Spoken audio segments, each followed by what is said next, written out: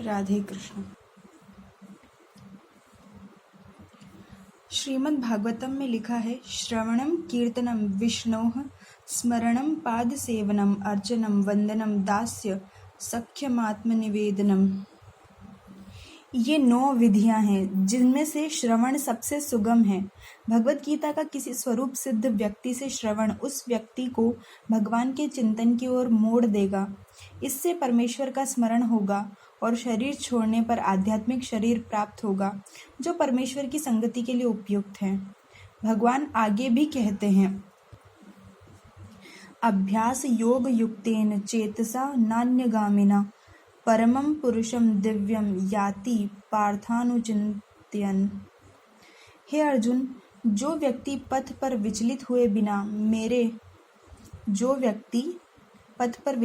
बिना अपने मन को निरंतर मेरा स्मरण करने में व्यस्त रखता है और भगवान के रूप में मेरा ध्यान करता है, वह मुझको अवश्य प्राप्त होता है। भगवद गीता 8वां अध्याय 8वां श्लोक। यह कोई कठिन पद्धति नहीं है, लेकिन इसे किसी अनुभवी व्यक्ति से सीखना चाहिए।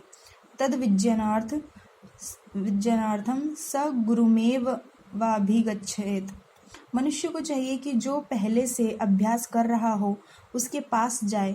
मन सदैव इधर उधर भटकता रहता है, किंतु मनुष्य को चाहिए कि मन को भगवान श्री कृष्ण के स्वरूप पर या उनके नामोच्चारण पर केंद्रित करने का अभ्यास करे। मन स्वभावतः चंचल है, इधर उधर जाता रहता है, लेकिन यह श्री कृष्ण की ध्वनि पर स्थिर हो जाता है। इस प्रकार मनुष्य को परमम पुरुषम अर्थात दिव्य लोक में भगवान का चिंतन करना चाहिए और उनको प्राप्त करना चाहिए। चरम अनुभूति या चरम उपलब्धि के साधन भगवद गीता में बताए गए हैं और इस ज्ञान के द्वार सबके लिए खुले हैं। किसी के लिए रोक टोक नहीं है। सभी श्रेणी के लोग भगवान श्री कृष्ण का चिंतन करके उनके पास पहुंच सकते हैं, क्योंकि उनका श्रवण तथा चिंतन हर एक के लिए संभव है।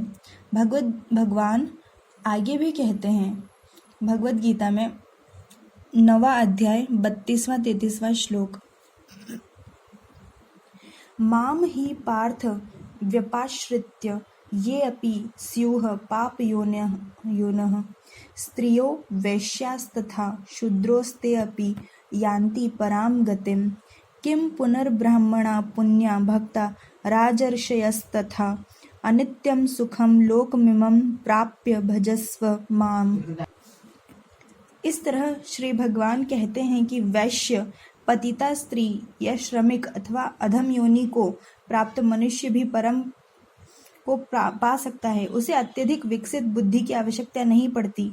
बात यह है कि जो कोई भक्ति योग के सिद्धांत को स्वीकार करता है और परमेश्वर को जीवन के आश्रय तत्व, सर्वोच्च लक्ष्य या चरम लक्ष्य के रूप में स्वीकार करता है, वह आध्यात्मिक आकाश में भगवान तक पहुंच सकता है। यानी कि कोई भी हो, चाहे कितना भी बड़ा पापी हो, किसी भी जाति में पैदा हुआ हो, कोई भी हो, वो भगवान को पा सकता है। यदि कोई भगवत गीता में बताए गए सिद्धांतों को ग्रहण करता है तो वह अपना जीवन पूर्ण बना सकता है और जीवन की सारी समस्याओं का स्थायी हल पाता है। यही पूरी भगवत गीता का सार है। सारांश यह है कि भगवत गीता दिव्य साहित्य है जिसको ध्यान पूर्वक पढ़ना चाहिए। गीता शास्त्रमिदं पुण्यम यह पठेत प्रयतः पुमान्। यदि कोई भगवत गीता के उपदेशों का पालन करे तो वह जीवन के दुखों तथा चिंताओं से मुक्त हो सकता है। भय शोकादि वर्जितः, वह इस जीवन में सारे भय से मुक्त हो जाएगा और उसका अगला जीवन आध्यात्मिक होगा। गीता महात्म्य एक अन्य लाभ भी होता है। गीताध्ययनशीलस्य प्राणायामपरस्य च नैव सन्ति हि पापानि पूर्वजन्म कृतानि च। यदि कोई भगवत गीता को निष्ठा तथा गंभीरता के साथ पढ़ता है तो भगवान की कृपा से उसके सारे पूर्व दुष्कर्मों के फलों का उस पर कोई प्रभाव नहीं पड़ता। गीता महात्म्य 2। भगवान भगवत गीता के 18वें अध्याय 66वें श्लोक के अंतिम अंश में जोर